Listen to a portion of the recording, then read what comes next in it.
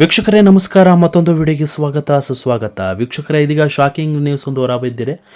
So D K Shivakumar ಮುಖ್ಯಮಂತ್ರಿ ಸ್ಥಾನ ಅಲಂಕರಿಸ ಬೆನ್ನಲ್ಲೇ ಒಂದು ಬೇಸರವನ್ನು ಹೊರಹಾಕಿದಂತಹ ಮಾನ್ಯ ಪವರ್ಫುಲ್ ಸಿ ಎಂ ಆಗಿರುವಂತಹ ಸಿದ್ದರಾಮಯ್ಯನವರು ಇವತ್ತು ರಾಜೀನಾಮೆಯನ್ನು ಘೋಷಣೆ ಮಾಡಿದ್ದಾರೆ.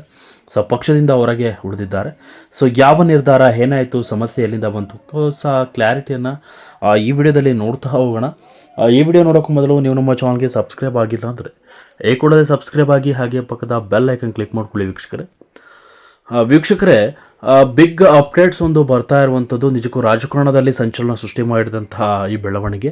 ಸೊ ಯಾಕೆ ಈ ಒಂದು ಬೆಳವಣಿಗೆ ನಡೀತಾ ಇದೆ, ಜನರ ನಿರೀಕ್ಷೆ ಅಂದ್ಕೊಂಡಂತೆ ನಡೀತಾ ಇದೆಯಲ್ಲ ಅನ್ನೋದು ಬೇಸರ ತರಿಸಿರುವಂಥದ್ದು. ಪವರ್ಫುಲ್ ಕ್ಯಾಂಡಿಡೇಟ್ ಅಂತಲೇ ಹೇಳ್ಬೋದು, ಪವರ್ಫುಲ್ ಸಿ ಎಮ್ ಆಗಿದ್ದಂಥವರು ಸಿದ್ದರಾಮಯ್ಯನವರು. ಸೊ ಇಂತಹ ಪ್ರಭಾವಿ ಘಟಾನುಘಟಿ ನಾಯಕರೆಲ್ಲರೂ ಕೂಡ ಇವತ್ತು ಪಕ್ಷ ಬಿಡುವ ನಿರ್ಧಾರ ಮಾಡಿದ್ದಾರೆ. ಅಂದರೆ ಏನು ನಡೀತಾ ಇದೆ, ಏನು ಸಂಚಲನ ನಡೆಸ್ತಾ ಇದೆ ಅಂದರೆ ಇದು ಫೇವರಿಸಮ್ ಪಕ್ಷ ಆಗಿದೆಯಾ? ಯಾರಿಗೆ ಇಷ್ಟ ಆಗಿದೆ, ಹೈಕಮಾಂಡ್ಗೆ ಇಷ್ಟ ಆದವ್ರ ಮೇಲೆ ಈ ರೀತಿ ನಿರ್ಧಾರವನ್ನು ಮಾಡ್ತಾರೆ. ಆದರೆ ಪಕ್ಷದಿಂದ ಕೆಲಸ ಮಾಡಿದವರು ಅನುಭವಿಗಳು. ಆದರೆ ಡಿ ಕೆ ಶಿವಕುಮಾರ್ಗೆ ಪಕ್ಷದಿಂದ ಎಂತಹ ಸಿ ಎಂ ಅವಕಾಶ ಕೊಟ್ಟಂಥ ಬೆನ್ನಲ್ಲಿ ಅಧಿಕಾರದ ಆಸೆ ಇರಬಹುದು, ಗೊತ್ತಿಲ್ಲ. ಆದರೆ ಸಿದ್ದರಾಮಯ್ಯನವರು ರಾಜೀನಾಮೆ ಕೊಟ್ಟ ಬಳಿಕ ಅವರ ಮುಖದಲ್ಲಿ ಒಂದು ಬೇಸರ ಕಂಡು ಬಂದಿತ್ತು. ಕ್ಯಾಮ್ರಾದಲ್ಲಿ ಇವನ್ನೆಲ್ಲರೂ ಕೂಡ ಸಹಜವಾಗಿ ಅಧಿಕಾರ ಬಿಟ್ಟುಕೊಡ್ಬೇಕಾದ್ರೆ ಎಲ್ಲರಿಗೂ ಕೂಡ ಬೇಸರ ಉಂಟಾಗುತ್ತೆ. ಅಧಿಕಾರ ಇದ್ದಾಗ ಒಂಥರ, ಅಧಿಕಾರ ಇಲ್ಲದಿದ್ದಾಗ ಒಂಥರ. ಸೊ ಅದು ಕಾಮನ್ ಆಗಿಬಿಟ್ಟಿದೆ, ಬೇಸರ ಇರುವಂಥದ್ದು ಸಹಜ. ಆದರೆ ಡಿ ಕೆ ಶಿವಕುಮಾರ್ ನಡವಳಿಕೆ ಸರಿಯಾಗದೆ, ಡಿ ಕೆ ಶಿವಕುಮಾರ್ ಅಧಿಕಾರ ವಹಿಸ್ಕೊಂಡ ಬೆನ್ನಲ್ಲೇ ಸಿದ್ದರಾಮಯ್ಯನವ್ರನ್ನ ಕೆರೆ ಮಾಡ್ತಾ ಇಲ್ಲ. ನಡವಳಿಕೆ ಚೇಂಜ್ ಆಗಿದೆ ಡಿ ಕೆ ಶಿವಕುಮಾರ್ದು. ಹಾಗಾಗಿ ಪಕ್ಷದಿಂದ ಹಿನ್ನಡೆಯನ್ನು ಪಡ್ಕೊಳ್ತಾ ಇದ್ದಾರೆ. ಅಂದರೆ ಈ ಪಕ್ಷವೇ ಬೇಡ ಅನ್ನುವಷ್ಟು ಬೇಸರವನ್ನು ಮಾಡಿದ್ದಾರೆ.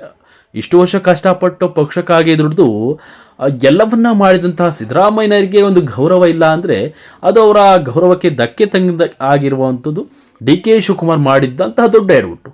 ಹಾಗಾಗಿ ಪಕ್ಷದ ಒಂದು ಬಿಡುವ ನಿರ್ಧಾರವನ್ನು ಮಾಡಿ ಸ್ವಯಂ ಪ್ರೇರಿತವಾಗಿ ಘೋಷಣೆಯನ್ನು ಮಾಡಿದ್ದಾರೆ, ರಾಜೀನಾಮೆಯನ್ನು. ಇದು ಸಿದ್ದರಾಮಯ್ಯನವರ ಒಂದು ಶಾಕಿಂಗ್ ಅಂತಲೇ ಹೇಳ್ಬೋದು. ದೊಡ್ಡ ಹೊಡೆತ ಪಕ್ಷ ಕಾಂಗ್ರೆಸ್ ಪಕ್ಷ ಕಟ್ಟಿದಂಥ ಮಹಾನ್ ಮೇಧಾವಿ ಆಗಿರುವಂಥವರು ಸಿದ್ದರಾಮಯ್ಯನವರು JDS ಪಕ್ಷ ಬಿಟ್ಟು ಕಾಂಗ್ರೆಸ್ ಬಂದು ಪಕ್ಷವನ್ನು ಕಟ್ಟಿ ಜನರನ್ನು ಇದು ಮಾಡಿ ಸಂಭಾಳಿಸ್ಕೊಂಡು ಎಲ್ಲ ಹೋಗಿ ಅಧಿಕಾರವನ್ನು ಸ್ವೀಕಾರ ಮಾಡಿದಂಥ ಸಿದ್ದರಾಮಯ್ಯನವರಿಗೆ ಈ ರೀತಿ ಅವಮಾನ ಮಾಡಿದ್ದಂಥದ್ದು ಸಹಜವಾಗಿ ಯಾರು ಸಹಿಸಕ್ಲಿಕ್ಕ.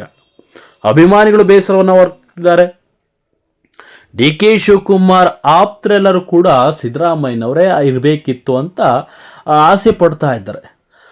ಸೊ ಆದರೆ ಡಿ ಕೆ ಶಿವಕುಮಾರ್ ಅಧಿಕಾರ ವಹಿಸ್ಕೊಂಡ ಮೇಲೆ ಅಧಿಕಾರದ ಆಸೆಯಿಂದ ಡಿ ಕೆ ಶಿವಕುಮಾರ್ ಚೇಂಜ್ ಆದ್ರ, ಏನು ಬೆಳವಣಿಗೆ ಆಯಿತು?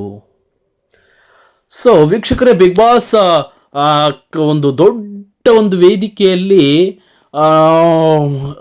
ನಿಂತಹ ವೇದಿಕೆಯನ್ನು ಸರಿಪಡಿಸಿದ್ರು ಅನ್ನೋದು ಜನ ಡಿ ಕೆ ಶಿವಕುಮಾರ್ನ ಹೊಗಳ್ತಾ ಇದ್ರು ಅನ್ನೋವಂಥದ್ದನ್ನು ವೇದಿಕೆಯಲ್ಲಿ ದೊಡ್ಡದಾಗಿ ಎಕ್ಸ್ಪ್ಲೋಸ್ ಮಾಡ್ತಾಯಿದ್ರು.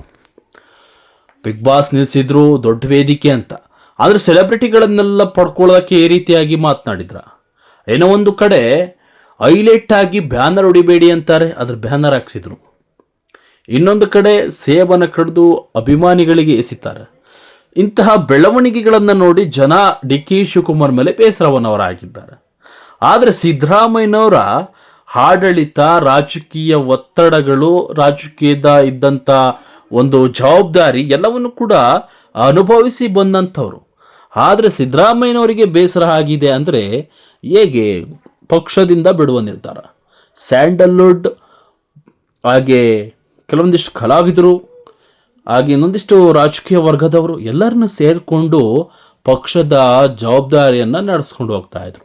ಸಂಘಟನೆಗಳು ಎಲ್ಲವನ್ನು ಕೂಡ ಇರ್ತಿತ್ತು. ಆದರೆ ಡಿ ಕೆ ಶಿವಕುಮಾರ್ ಹಣದ ಆಸೆಯಿಂದ ದುರಂಕಾರ ತೋರಿಸ್ತಾ ಇದ್ದಾರೆ ಅಂತ ಜನ ಮಾತನಾಡ್ಕೊಳ್ತಾ ಇದ್ದಾರೆ.